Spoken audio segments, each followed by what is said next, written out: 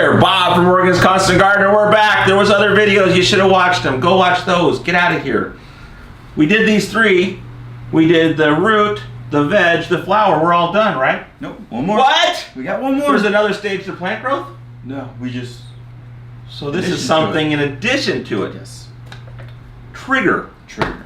Tell us about Trigger. It's a growth and bloom promoter. So what it does, this is just like the name says, okay. It triggers growth wherever you apply the product. If you apply it to the root system, it triggers root growth. Okay. If you foliar spray your canopy in veg, it triggers lateral branching, it triggers a denser canopy, and then canopy growth. And then if you use it right when you flip to bloom, like week before you foliar spray with it, and the first 2 weeks you foliar spray with it, helps the plant trigger into flower. Okay. So it's it's a growth and bloom promoter. So if I know next week I'm going to switch my lights, or I know that I'm starting to see the first little thing of getting some flowers, I start hitting it with this, and it's going to make it go stronger into that, get me into that sooner, so maybe I can finish a little sooner. Exactly. So you don't have to struggle. Because the weather's coming, I got to finish. Yeah, and so it's going to be coming, especially when you have these 8-week, 9-week cycles. You only have 8 or 9 weeks to flower. Yeah. You need to get in there as fast as possible to start stacking things on. Yeah, exactly. If you have the plant stalling 1 or 2 weeks before they flip into flower, you're running out of time. Man. You're limited on time. So this is to accelerate the growth in any stage you're in. If you're spraying it, if you're putting on the roots, it's to accelerate root growth. If you're trying to foliar spray in veg, we want to help get the plant bigger, faster, so you can use less veg time. Time is money, absolutely. Right? And so if you can get into flower faster, you can save on the time to flip into flower, and you can start packing on the way earlier. So this is just to promote the growth in whichever state the plant is in. So what's in it? How does it work? It's mainly proteins. Okay. Plants need proteins for energy. We use amino acids. Amino acids get built into proteins. The plant then takes those proteins and breaks them down for energy. Sure. We want to provide all the precursors that the plant needs for energy. Okay. And that's giving them, the 800 is all plant protein nitrogen. It comes from organic, non-GMO soybeans that we import from Spain. Okay. We get the amino acids from these soybeans, and it creates a long nitrogen chunk. Plants need nitrogen in early flower, and so in veg. So what we did is we paired it with chelated calcium. We take calcium carbonate, dissolve them in the amino acids. Now the calcium can be recognized by the plant and take it up immediately. Okay. There's no roots having to fight for the calcium in the soil, then to take it up and then for it to deposit source to the sink. Right? Yeah. We provide the calcium you can spray on the plant that goes right into the directly on the leaves. So the plant doesn't have to fight to get the calcium up. Calcium's needed in every new cell.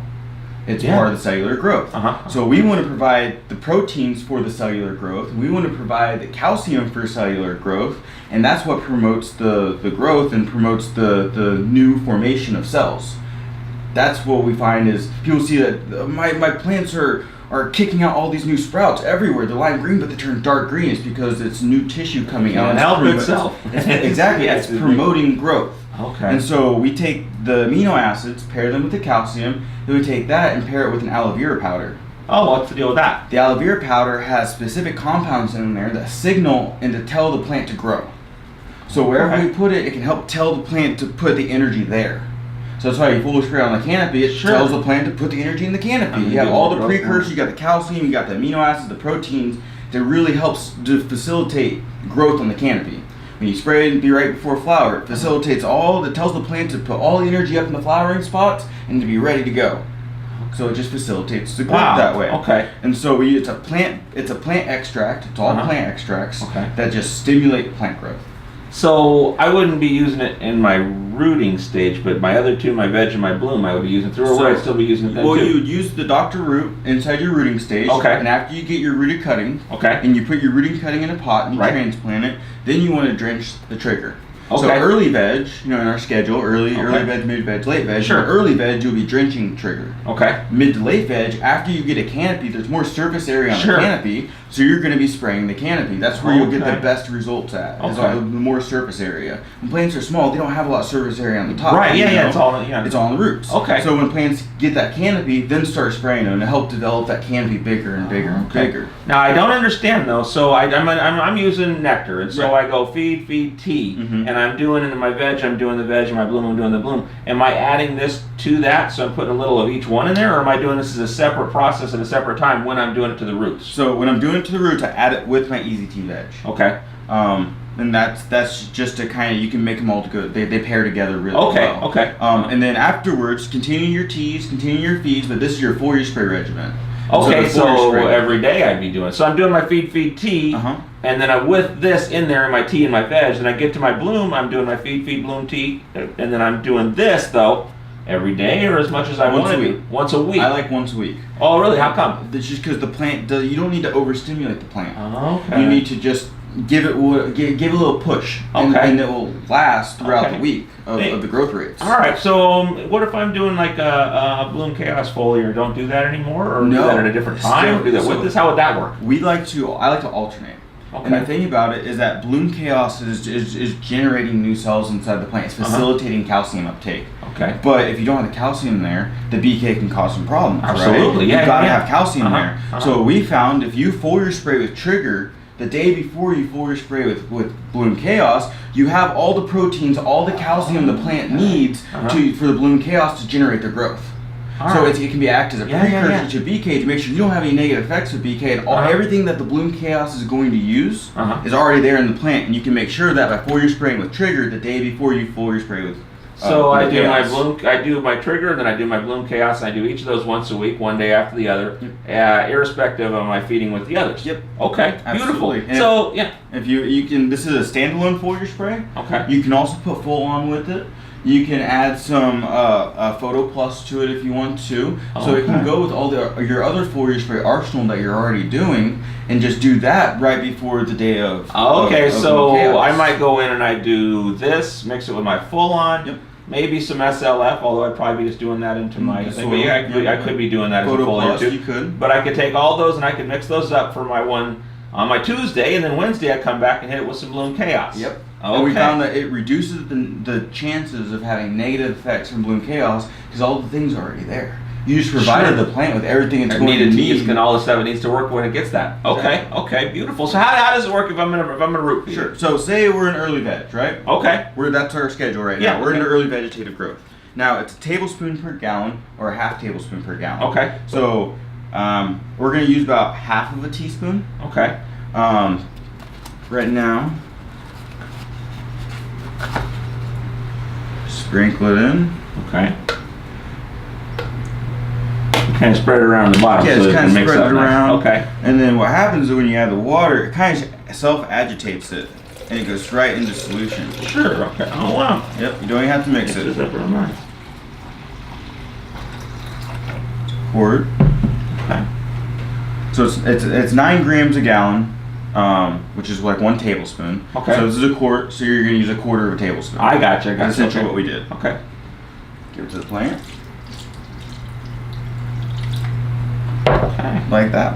And then, would you do the same mixture for foliar feeding, or is it a different amount for foliar? It's the same mixture for foliar, 1 tablespoon a gallon. Okay. We don't really differentiate it. Smaller plants can use a half tablespoon, but 1 tablespoon is about where you want the drenches and about where you want the foliar spray. That's the magic number we found. Okay. About a tablespoon a gallon. Okay, so can I use too much? Can I mess up by using too much? You can. Okay. And so this is one of the things where a little bit goes a long ways. Right. And we say 1 tablespoon per gallon for normal growth, and we say 2 tablespoons for stressed plants. Don't go over 2 tablespoons though. It's just redundant. You're wasting your money. Why would you need to? So you're not going to get more benefit from it. The plant's only going to take up whatever it can take. Now, could I harm my plant if I use too much? It's just a waste of money. No harming. Just so wasting. I'm not going to burn it up. I'm just wasting some stuff. Okay, that makes sense. Exactly. So there's 8% nitrogen with 6% calcium in it. Okay. So just keep that in mind as you're using it. Just don't go overboard with it. Moderation. Okay. You know? So you found that that's a pretty solid number that different strains, different genetics, whatever you're doing, that's pretty close. That should work. Exactly. So, but like with the nectar, you find that some people use a little more of this, a little more of that, depending on what they're doing. Is that not so much the case with this? It's pretty set in stone. That's a good amount. Yeah, it's a percent. So we've been testing it for quite a while. Some of the other companies we work with, they give us feedback on what's the appropriate rates to be using, and I've adjusted this and calculated it to be more or less exactly where it needs to be as far as the nutrients and as far as the application rate. Anything over that again won't hurt, but it's just redundant. You don't waste your money. I mean, beautiful. So okay. So we're gonna foliar. Yep. So same process. Say we're in mid veg, late veg, and early flower. So now we're gonna foliar spray it. So same process. It's 1 tablespoon per gallon. We're in a quart cup, so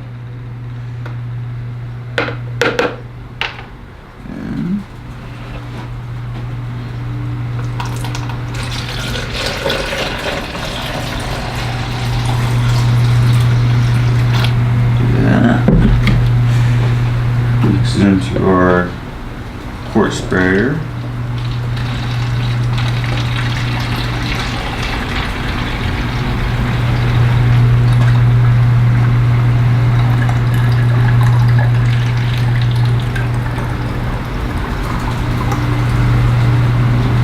I like to mix it up in a cup before I put it in the sprayer. Okay. Because it's such a small hole and getting Sure. powder in there, it's just kind of I got you. So I always mix it up in a separate container before I add it in. Okay. Some people have bigger sprayers, but for the home gardener, just has the quart sprayer. Mix up in a quart sprayer. Mix up in a quart cup first. Oh, okay. So you have the big Jimmy. You're gonna Yeah, you can exactly. put it in there with this. A 2 4-gallon sprayer. Then you can throw it in there. Then blast it with water. But for the small gardener, just put it inside a quart cup. Get a and good then, mix of it. Exactly. And I recommend that for any foliar sprays. Just put it in a quart cup, then pour it in. Yeah. It's a little bit easier. Okay. So. Now, bottom of the leaves, top of the leaves. Both? So the best way to use these products, any type of nutritive products, you want to put it on the bottom. Okay. The bottom are where the pores of the leaf are. Sure. This is where they take in all the water. This is where they take in all the nutrients, and there are cells there that open and close and regulate, respiration and transpiration. Sure. So we want to make sure we spray the bottom of the leaves and spray from the bottom up, and that allows us to get nice even coverage for the bottom of the leaves. So this is where it's going to be stimulating all the plant growth. Okay. So I do a bottom spray all the way up. So if I'm growing outside, would I do this a certain time of day? So anytime you foliar spray outside, you want to make sure it's either in the early morning or the afternoon/evening. Okay. The sun has UV rays that come out, and it's so intense that it can the water bubble on the leaf can act as a magnifying lens.